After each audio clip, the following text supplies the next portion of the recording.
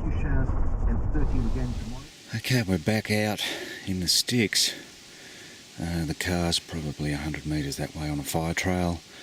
The previous ridge where we got the vocalisation is that way, probably 4 or 5 or 6 kilometres. This down here is one of the last valleys, and there's nothing in here. There's no houses, no anything, and it's starting to get quite remote and quite out of where I should be, or where I want to be. I don't want to be going any further than this, but we're going to duck down the ridge here, right down to the creek, and see what we can see, plant some gear. Let's go.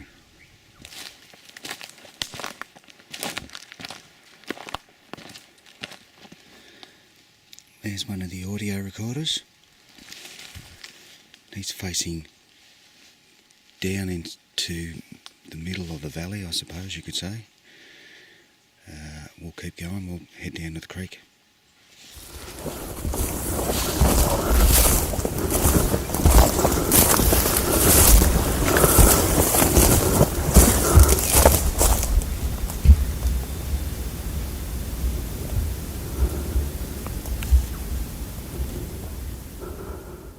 Either that was a kangaroo, or you know what.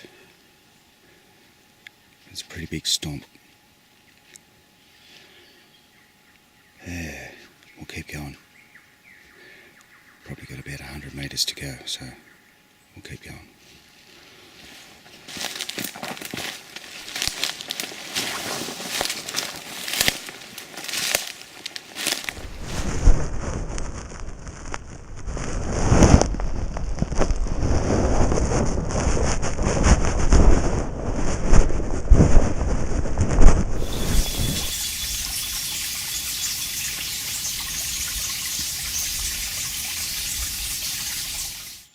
Okay, right in the middle of the screen there you can see one of the plotwatchers. He's facing up the creek. Right in the middle of the screen there on that tree, there's the other plotwatcher. He's facing down the creek. And there's the moultrie sticking out like God knows what, facing across the creek. Maybe we'll see something, maybe we won't. I doubt we're going to see anything, but it'd be interesting to see what animal life is around here.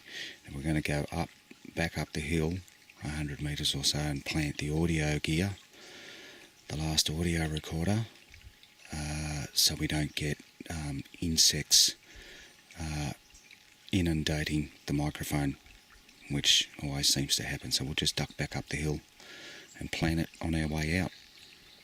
There's the other audio recorder, and he's facing down the creek, and we're just out of the very thick tree line. So we're just on the outside. Hopefully we can avoid all the insect noise. So we'll come back next week and grab it all. First of all, I just wanted to say that I've only ever heard stomping in 2 other places, the Wilderness Creek and the valley where I was feeding my friends. And once you've heard it, you never forget it. Now, kangaroos apparently do stomp on the ground, and I do see the occasional kangaroo, but I can't say I've ever seen them do it. We've got some pretty interesting audio. At 3 a.m. the next morning, something comes in for a look.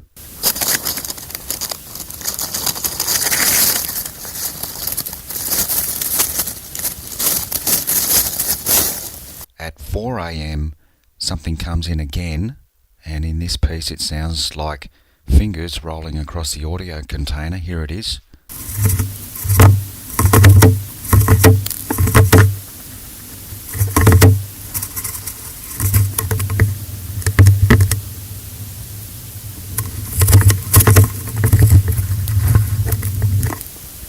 When it's daylight, it comes in again, right up close, and you can hear it sniffing like an animal. And at first I thought this was a dog, but there's no panting. So I nearly fell over when I heard the human-like sigh at the end.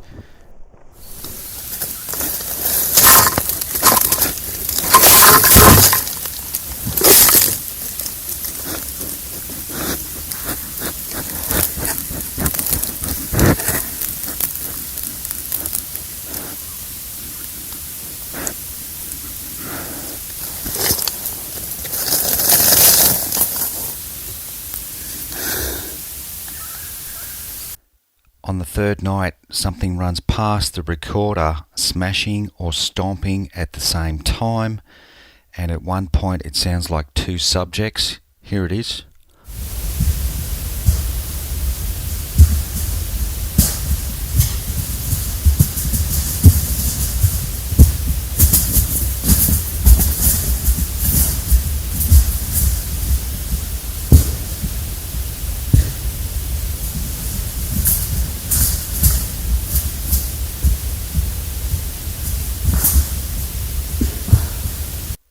Now we've caught something on the plotwatcher, and it's almost identical to something I caught about 8 weeks ago.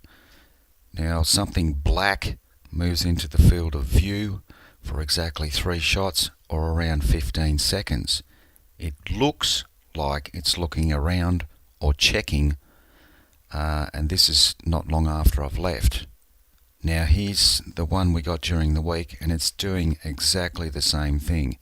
It's also black, it also appears for 3 shots, and looks like it's looking around or checking as well.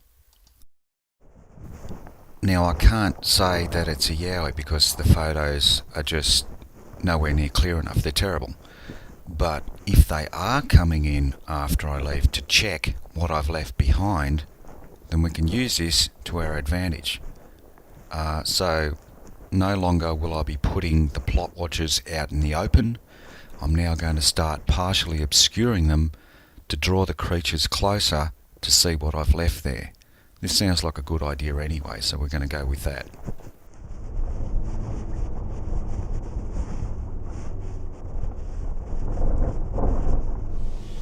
Yesterday and the week before we were in a valley over there.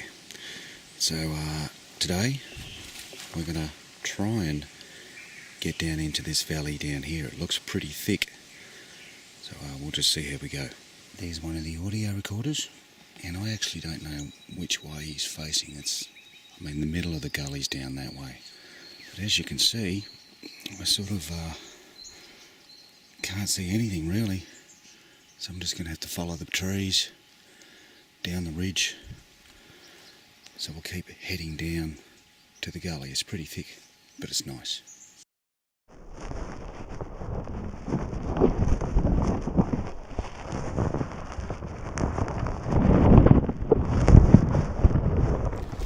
Well, our little excursion down into the gully just became way too much. I think that's the thickest stuff I've ever gone through. So we're right near the top of the road. I've cut myself a swathe through the bush so I can get back down to the other recorder so I don't lose it. Here's the other recorder, and we're just near the top of the road. You can see the top of the ridge there. The road's just there, so God knows what we're going to hear. Now I'm going to plant cameras along the road, looking down the road, because there's plenty of tracks on the road. There's one of the plot watchers. He's just facing down the fire trail. There's the other plot watcher. What do you reckon? Anybody will pinch it? Anyway, he's looking down the fire trail. We might see something, we might not. Well, we didn't get a thing off the plot watchers, but some tampering on this one. The audio container near the road was also tampered with by what I suspect was the same bird, and nothing unusual was recorded. The audio container down in the valley wasn't tampered with, but we got a few visitors that can't really be identified. During the week there was movement during the nights, and I managed to collect what I believe to be mouth-clicking communication on 2 separate occasions, followed by running or jogging. Now they sound exactly like the ones from video 26, my childhood area. Here they are.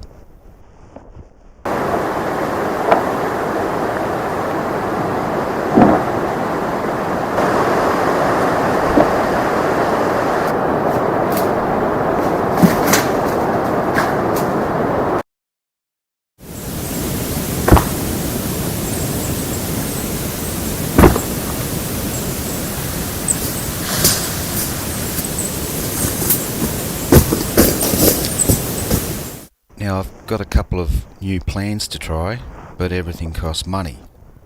I've already ordered my first piece of gear and I'll have to test it first, so I may not put up another video for a little while till everything's working. Now I've been wrong about some things in the past, and I'm going to be wrong again about some things in the future. So let's just hope I'm on the right track. You be the judge.